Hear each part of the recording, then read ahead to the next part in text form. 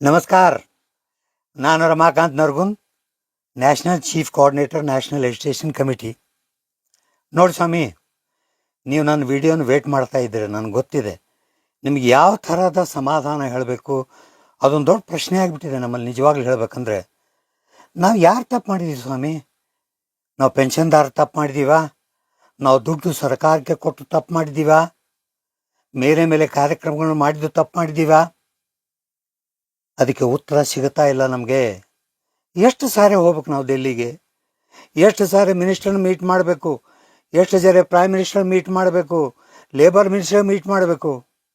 ಯಾಕೆ ನಮಗೆ ಕೆಲಸ ಮಾಡಿಕೊಡ್ತಾ ಇಲ್ಲ? ಕೊನೆಗೂ ನಮಗೆ ಸಾಕಾಗಿ ಹೋಗಿದೆ ಸ್ವಾಮಿ. ನಿಜವಾಗ್ಲೂ ಹೇಳಬೇಕಂದ್ರೆ, ಕೊನೆ ಕಾರ್ಯಕ್ರಮಗಳನ್ನು ನಾವು ಹಮ್ಮಿಕೊಂಡಿದ್ದೀವಿ. ದಯಮಾಡಿ ನಾನು ಏನು ಹೇಳ್ತಾ ಇದ್ದೀನಿ ಸರಿಯಾಗಿ ತಿಳ್ಕೊಳ್ಳಿ. ಇದ್ರ ಬಗ್ಗೆ ಸರ್ಕಾರದಿಂದ ಲೆಟರ್ ಕೂಡ ಬಂದಾಯಿತು, ಆದರೂ ಮಾಡ್ತಾ ಇಲ್ಲ. ನೋಟಿಸ್ಗಳು ಕೊಟ್ಟಾಯಿತು, ನಾವು ಸ್ಟ್ರೈಕ್ಗಳು ಮಾಡಾಯಿತು. ಈಗ ಕೊನೆಯದಾಗಿ ನಾವು ಸರ್ಕಾರಕ್ಕೊಂದು ನೋಟಿಸ್ ಕೊಟ್ಟು ಕಳಿಸಿದ್ದೀವಿ. ಏನಂತ?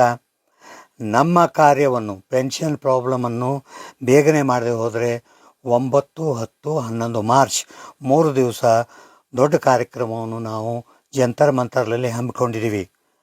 9, 10 ಆದಮೇಲೆ 11ನೇ ತಾರೀಕು ತಗೊಳ್ಳೋ ನಿರ್ಧಾರ ಏನಿದೆಯಲ್ಲ, ತುಂಬ ಯೋಚನೆಕರವಾಗಿದೆ ಅದು. ಸರ್ಕಾರ ಇದನ್ನು ಯೋಚನೆ ಮಾಡಬೇಕು. ನಿಜವಾಗ್ಲೂ ಹೇಳಬೇಕಂದ್ರೆ, ತಿಂಗಳ 200 ಜನ ಸಾಯ್ತಾ ಇದ್ದಾರೆ ಸ್ವಾಮಿ. ಬರೀ ನಮ್ಮ ಮೊಬೈಲ್ನಲ್ಲೆಲ್ಲ ವಿಪ್ಪು ಏನು ಮಾಡೋದು? ರಿಪ್ಪು ನನಗೂ ಸಾಕಾಗಿದೆ. ಒಂದು ಸಲ ಕೂತ್ಕೊಂಡು ಅಳತೀನಿ ನಾನು. ಯಾಕೆ ದೇವರು ನಮಗೆ ಇಷ್ಟು ಕಷ್ಟ ಕೊಡ್ತಾ ಇದ್ದಾನೆ? ಈ 81 ಲಕ್ಷ ಜನರ ಗತಿ ಏನು?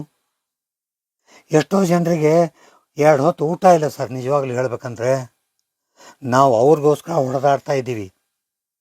ಇದು ಒಂದಾ? ಆ ಸುಪ್ರೀಂ ಕೋರ್ಟ್ ಜಡ್ಜ್ಮೆಂಟ್ ಕೊಟ್ಟರು ಕೂಡ ಇವರು ಅದನ್ನು ಇಂಪ್ಲಿಮೆಂಟ್ ಮಾಡೋಕೆ ರೆಡಿ ಇಲ್ಲ. ಏನು ಹೇಳ್ತೀರಾ ಇದ್ರ ಬಗ್ಗೆ? ಇದು ತಪ್ಪು ಸರ್ಕಾರ ಮಾಡ್ತಾ ಇರೋದು.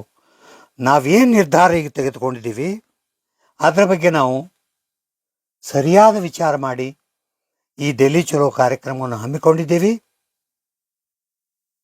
ನಾವು ಇದನ್ನು ಈ ಸರಿ ಮಾಡು ಇಲ್ಲಿ ಮಡಿ ಬಿಡಲ್ಲ. ನಾವು ಡೂ ಆರ್ ಡೈ ಆ ಸ್ಟೇಜಿಗೆ ಬಂದುಬಿಟ್ಟಿದ್ದೀವಿ. ನಮ್ಮ ಜನರಿಗೆ ಪೆನ್ಷನ್ ಕೊಡಿಸ್ಲಿಕ್ಕೆ ಬೇಕು. ಇದ್ರ ಬಗ್ಗೆ ನಿಮ್ಮ ಡಿಸ್ಟಿಕ್ನಲ್ಲಿ, ತಾಲೂಕಿನಲ್ಲಿ ಎಲ್ಲ ಮೀಟಿಂಗ್ಗಳು ಆಗ್ತಾ ಇದೆ. ಇದು ನಮ್ಮ ಕೊನೆ ಹೋರಾಟ ಅಂತ ತಿಳ್ಕೊರಿ. ಎಲ್ಲರೂ ಬಂದು ದೆಹಲಿಯಲ್ಲಿ ಸೇರೋಣ 9ನೇ ತಾರೀಕು. ಹಾಗೂ ಮುಂದಿನ ಕಾರ್ಯಕ್ರಮವನ್ನು ಮಾಡಿ ಜಯವನ್ನು ತೆಗೆದುಕೊಂಡೇ ಬರೋಣ. ಜಯವನ್ನು ತೆಗೆದುಕೊಳ್ಳಾರ್ದೆ ನಾವು ಯಾರೂ ವಾಪಸ್ ಬರಲಿಕ್ಕೆ ರೆಡಿ ಇಲ್ಲ. ನೀವು ರೆಡಿ ಇರ್ತಾರೆ ನನ್ನ ಜೊತೆಗೆ? ಸರ್, ಈ ಸರಿ ನಾವು ಜಯ ತಗೊಳ್ಳದೆ ಡೆಲ್ಲಿ ಬಿಡಂಗಿಲ್ಲ. ನಾವು ಯಾರೂ ನಮ್ಮ ರಿಟರ್ನ್ ಟಿಕೆಟ್ಗಳನ್ನು ನಾವು ಮಾಡಿಸೇ ಇಲ್ಲ. ಇದ್ರ ಬಗ್ಗೆ ಎಲ್ಲ ತಯಾರಿ ನಡೆದಿದೆ. ನೀವು ಇಳ್ಕೊಳ್ಳೋ ಬಗ್ಗೆ ಕೂಡ ನಾವು ಯೋಚನೆಗಳನ್ನು ಮಾಡ್ತಾ ಇದ್ದೀವಿ. ಯಾರ್ಯಾರು ಟಿಕೆಟ್ಗಳನ್ನು ಬುಕ್ ಮಾಡ್ಕೊಂಡಿಲ್ಲ, ಬುಕ್ ಮಾಡಿಕೊಂಡು ನಿಮ್ಮ ಲಿಸ್ಟ್ಗಳನ್ನು ನಿಮ್ಮ ಡಿಸ್ಟಿಕ್ ಲೀಡರ್ ಕೈ ಕೊಟ್ಟು ನಮಗೆ ಕಳಿಸಿದರೆ ನಿಮಗೆ ಅರೇಂಜ್ಮೆಂಟ್ ಮಾಡಲಿಕ್ಕೆ ಅನುಕೂಲವಾಗುತ್ತೆ. ಬನ್ನಿ, ನಮ್ಮ ಜೊತೆಗೆ ಸೇರಿ, ನಾವೆಲ್ಲರೂ ಸೇರಿ ನಮ್ಮ 81 ಲಕ್ಷ ಪೆನ್ಷನ್ದಾರಿಗೆ ಪೆನ್ಷನ್ ಕೊಡಿಸಿ ಜಯಭೇರಿ ಮಾಡೋಣ. ಬೋಲೋ ಭಾರತ್ ಮಾತಾ ಕಿ ಜೈ.